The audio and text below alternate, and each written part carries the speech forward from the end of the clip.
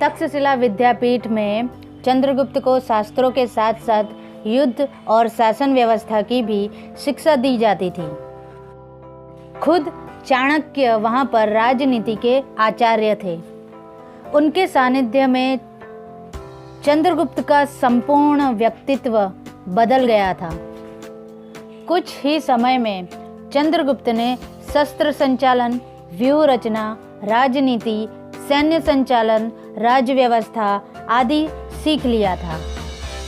अपने अभ्यास काल के दरमियान चंद्रगुप्त ने राजनीतिक स्थितियों और संपूर्ण भारत की परिस्थितियों का अभ्यास किया था।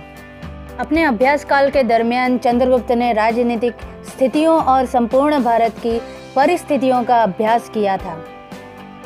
अपने अभ्यास में उन्होंने जाना कि भारत छोटे छोटे राज्यों में विभाजित हो गया है।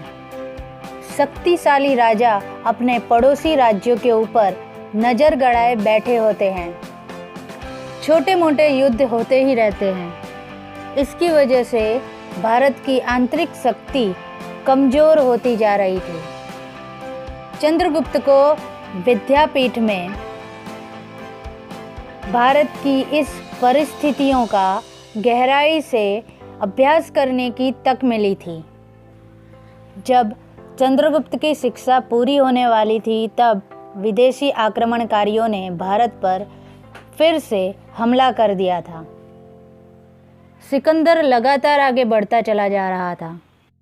वो भारत को जीतकर यहाँ से धन दौलत लूटकर अपने देश में ले जाना चाहता था। सिकंदर के लगातार बढ़ते हुए कदमों ने चंद्रगुप्त और चाणक्य को चिंता में डाल दिया था। भारत के राज्यों की जो शक्ति छिन्न भिन्न हो गई थी उसे एक सूत्र में बांधकर संगठित करना जरूरी था। इसलिए चंद्रगुप्त को विद्यापीठ की जवाबदारी सौंपकर आचार्य चाणक्य भारत के अलग अलग राज्य गणराज्य में जाकर एकीकरण की ज्योत जलाना चाहते थे। उन्होंने कहा कि वे केकई, कड़, शूद्रक, मालव आदि गणराज्यों से होकर मगध की ओर जाएंगे। चंद्रगुप्त और चाणक्य के दो मुख्य उद्देश्य थे। एक तो नंद वंश का विनाश करना और दूसरा संपूर्ण भारत को एक सूत्र में पिरोकर नए भारत का निर्माण करना। चंद्रगुप्त और चाणक्य ने सबसे पहले पंजाब के ऊपर आक्रमण किया। पंजाब के ऊपर आक्रमण करने के लिए उन्हें ज़रूरत थी धन, सेना और अन्य राज्यों के साथ अच्छे संबंधों की। इस तरफ पंजाब के ऊपर अधिकार करने के लिए यूनानियों को भगाना जरूरी था। सिकंदर की जीत की वजह से पंजाब के एक बड़े हिस्से के ऊपर यूनानियों का अधिकार हो गया था। इसकी वजह से चंद्रगुप्त और चाणक्य को विशेष तैयारी की ज़रूरत थी।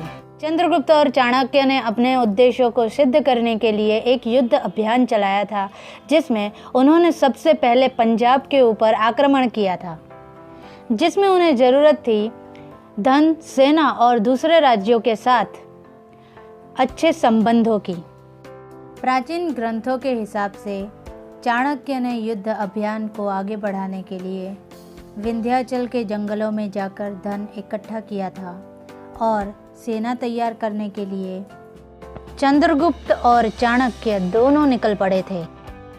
कहते हैं कि चाणक्य ने स्थानिक लोगों को अपनी सेना में शामिल किया था।